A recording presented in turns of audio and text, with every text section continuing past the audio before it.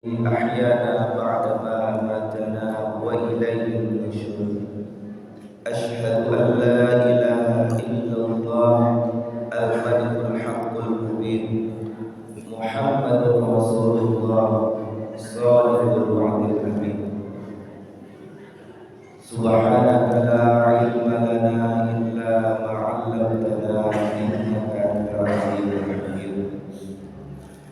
Bapak Ibu sidang salat subuh yang dirahmati Allah Subhanahu wa taala. Pada kesempatan kali ini, pada hari ini kita kembali dititipkan Allah Subhanahu wa taala berupa ruh yang bersemayam di jasad. Ketika malamnya Allah ambil, Allah pegang di nyawa kita, Allah ambil roh kita pada pagi hari ini, Allah kembalikan untuk kita bisa beribadah, melaksanakan sholat subuh secara berjamaah. Bapak Ibu yang dirahmati Allah Subhanahu wa taala, pada kesempatan kali ini kita akan membahas salah satu karakteristik dari sahabat-sahabat terdahulu, para ulama-ulama salaf yang mungkin banyak kita tidak mengamalkannya sekarang, yaitu adanya sifat wara'. Apa itu wara'?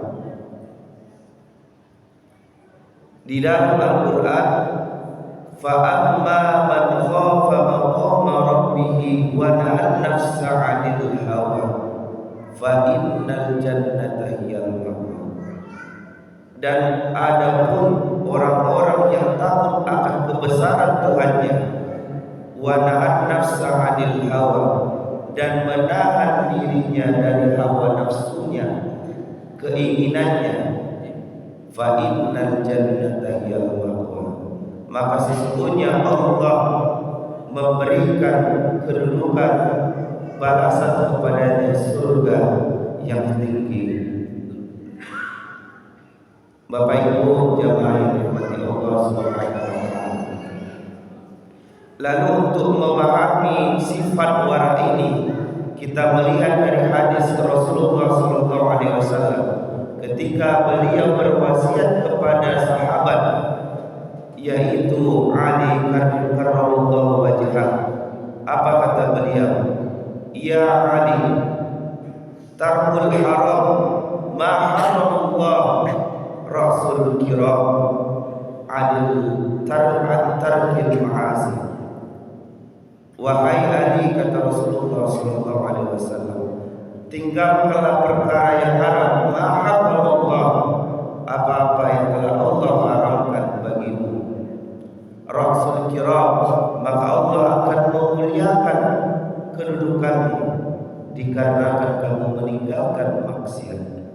Bapak Ibu yang dirahmati Allah Subhanahu wa taala, untuk mempermudah bahasan kita pada kesempatan kali ini, bagaimana sebenarnya yang disampaikan oleh Rasulullah tadi. Imam Abu Hanifah pernah ditanya perihal untuk menahan nafsu. Lalu,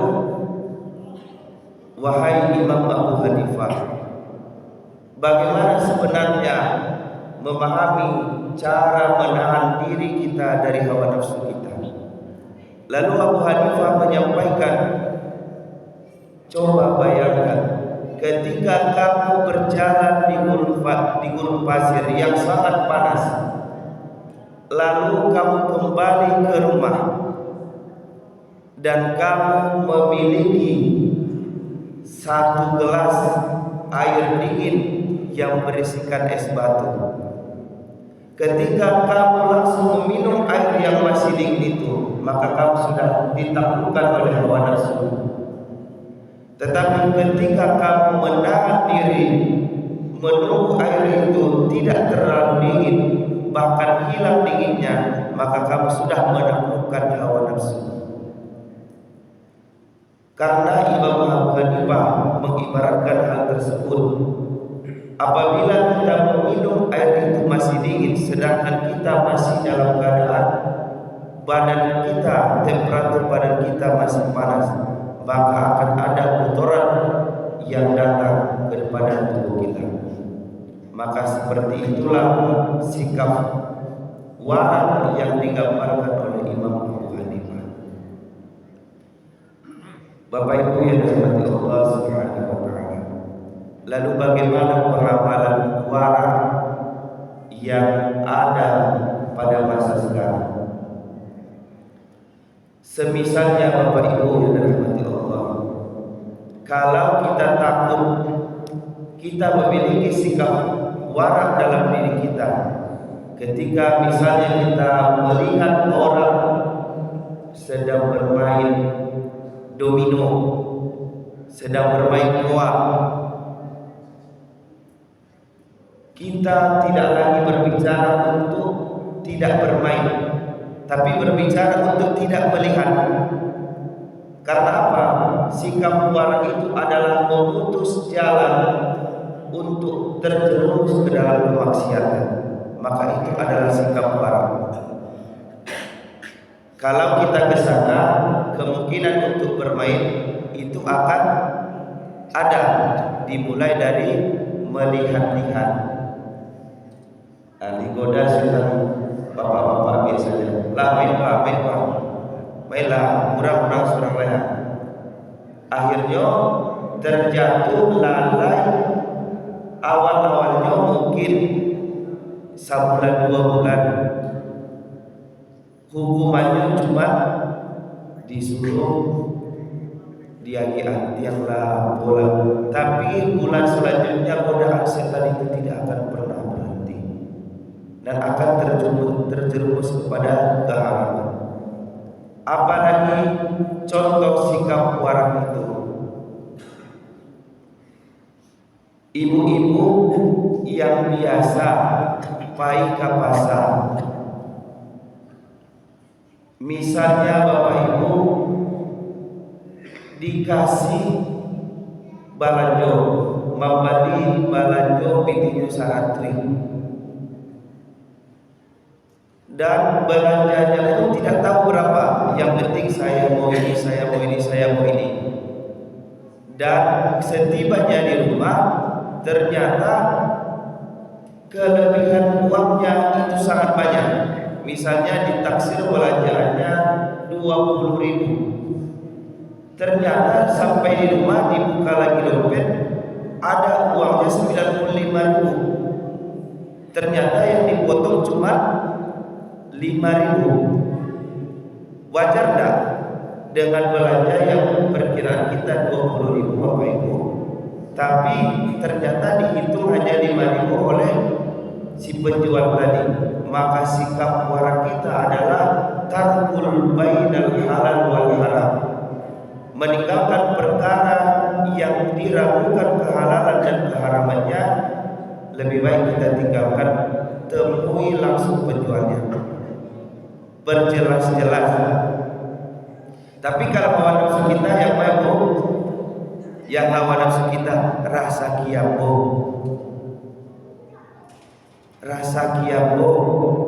mungkin saya itu sadang diskon bana, padahal lah tahu nyola sadar nyola mengece dalam dirinya pangkalen tadi salah bagian kembaliannya. Tapi hawa nafsu itu akan mengece, ambillah itu rezeki. Makanya orang-orang wara Bapak Ibu tarkul bainal halal wal haram. Orang-orang yang wara itu perkara yang tidak jelas kehalalan dan keharamannya, mereka akan meninggalkannya. Kemudian Bapak Ibu yang dirahmati Allah Subhanahu wa taala, sikap wara ini dikaitkan dengan keimanan seseorang dari hadis Rasulullah sallallahu alaihi wasallam. La dina liman la khasyata wa la wara'an lah. Kata Nabi, tidak ada agama bagi orang yang tidak khusyah, bukan khauf, bukan khofa, tapi khasyah. Khasyah adalah perasaan takut. Khofa atau khauf juga perasaan takut. Lalu apa yang membedakannya Bapak Ibu? Rasa khofa atau takut adalah ketakutan yang kita sudah ketahui kekuatan apa yang kita takuti. Semisalnya kita takut kepada orang, kita sudah tahu, sudah mengukur bagaimana kekuatannya. Bisa saja kita dipenjarakan, bisa saja kita disuruh ajudannya untuk memukul kita, itu khofa. Tapi takut khasyah itu adalah ketakutan dikarenakan kita tidak tahu kekuatan yang akan kita terima. Maka la dina liman la khasyah, yang tidak ada rasa ketakutannya kepada kekuatan Allah Subhanahu wa taala, wala wara'an lahu, dan tidak ada sikap wara kepada dirinya. Apalagi Bapak Ibu yang dirahmati Allah Subhanahu wa taala, apalagi kalau mau dulu ketika waraja, kami mengingatkan guru Bapak Ibu, Ustaz, kami yang masih belum susah untuk bersikap warak karena masih banyak menjelajah dunia. Tidak apa-apa, kata beliau, karena sikap warak ini susah dilakukan dikarenakan umur yang masih muda, hawa nafsu yang masih bergejolak. Tetapi Bapak Ibu, apabila umur sudah melebihi 40 tahun, 30 tahun, mulailah kita meriadahkan diri kita, melatih diri kita untuk bersikap warak. Mulailah kita berpikir, misalnya ketika sore hari, daripada mencari tape mauta, ikut sikap warak Bapak Ibu. Daripada mencari sore hari lah selesai sadojo, lah selesai karajo, lah selesai mama menanam nasi. Sore-sore itu kan waktu yang senggang, menunggu waktu maghrib, jalan keluar rumah mencari tape mauta. Ancak di rumah, di buku rumah, baca doa zikir pagi, doa zikir pagi sore, baca Al-Quran, berbanyak zikir. Itu adalah salah satu sikap warak yang harus mulai kita latihkan dalam diri kita. Karena kalau kita tidak latih Bapak Ibu yang dirahmati Allah Subhanahu wa taala, hawa nafsu itu sama seperti hewan buas. Ketika kita tidak menjinakkannya, maka dia akan memaksa kita. Tetapi ketika kita mampu mengendalikan hewan buas tadi, maka dia akan patuh dan tunduk mengikuti keinginan kita. Pada dasarnya harimau atau singa itu adalah hewan buas, ya Bapak Ibu. Ya, tapi ketika di sirkus, harimau ko akuanyo disuruh di bawah malonce-maloncenyo, disuruh bawahnya memutar-mutar balon, akuanyo patuhnya. Begitulah hawa nafsu, begitulah untuk melawan hawa nafsunya, melawan diri, keinginan diri. Karena Bapak Ibu yang dirahmati Allah Subhanahu wa taala, ada dua elemen, ada dua varian yang ada dalam diri kita. Yang pertama adalah jasadiah. Jasadiah ini keinginannya dikelola oleh hawa nafsu. Kemudian ruhiyah atau rohaniyah yang dia keinginannya dikelola oleh keimanan. Dan ada selalu dua yang bergesekan dalam diri kita. Keinginan jasad itu tidak pernah sejalan dengan keinginan rohaniah kita. Contohnya Bapak Ibu, pagi ini jasad inginnya apa? Lalu sampai jam 7 Malaki Karajo. Itu keinginan jasadiah. Tapi keinginan rohaniah kita adalah menyembah Allah Subhanahu wa taala.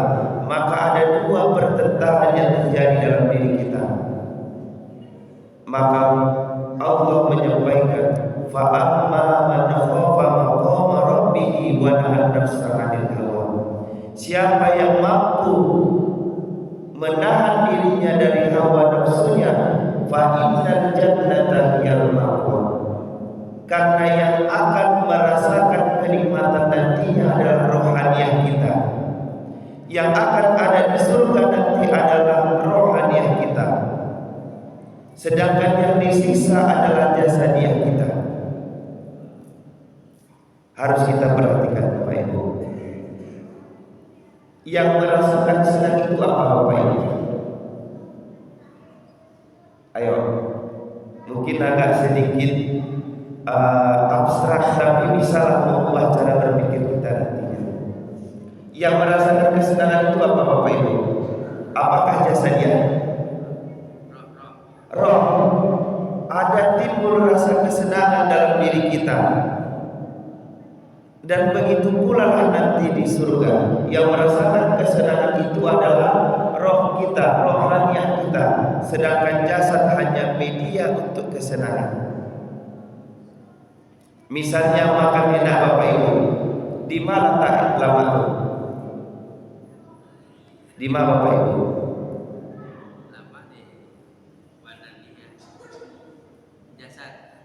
Jasad yang hanya memproses, tapi yang merasakan kenikmatan adalah diri kita.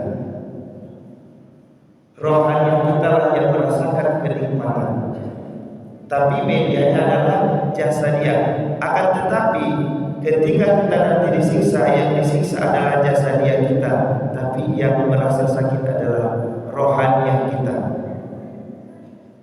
Makanya jasad kita itu bisa hancur Bapak Ibu ketika disiksa, tapi rohaniah kita akan kekal. Merasakan sakit ketika disiksa, dihidupkan kembali, disiksa lagi, dihidupkan kembali. Begitulah Bapak Ibu yang dirahmati Allah. Maka mampulah kita menahan hawa nafsu kita ketika berada di dunia. Harus kita pahami, keinginan jasadiah itu tidak selalu sebanding lurus dengan keinginan rohaniah kita. Ketika dua hal itu bertentangan, maka dulukanlah keinginan rohaniah kita, yaitu yang Allah tunjuki, yang Allah ilhami. Fa'alhamaha fujuraha wa taqwaha. Maka Allah ilhamkan kepada kita dua jalan, yaitu jalan fujur, jalan kehinaan, wa taqwaha, dan jalan ketakwaan. Bapak Ibu yang dirahmati Allah Subhanahu wa taala, mungkin itu penyampaian kami pada pagi hari ini. Mari sama-sama kita melatih diri kita, kita melawan hawa nafsu kita menjadi orang-orang yang warah. Dan itu bisa dibuktikan dari perbuatan. Misalnya Bapak Ibu, kalau Bapak-bapak mulai pakai peci walaupun ada haji, kalau Bapak-bapak pakai peci atau penutup kepala, seakan orang mengajak untuk kemaksiatan. Yang ibu-ibu mulailah pakai untuk jilbab penutup kepala. Karena apa? Orang akan menjaga dirinya, kita akan merasa punya tanggung jawab karena kita sudah memakai pakaian yang disyariatkan oleh agama kita. Itu adalah salah satu langkah kita untuk menjadi atau bersikap warak dalam kehidupan. Banyak maaf, wabillahi taufiq wal hidayah. Ila taufiq wal assalam. Minat taufiq wal hidayah. Assalamualaikum.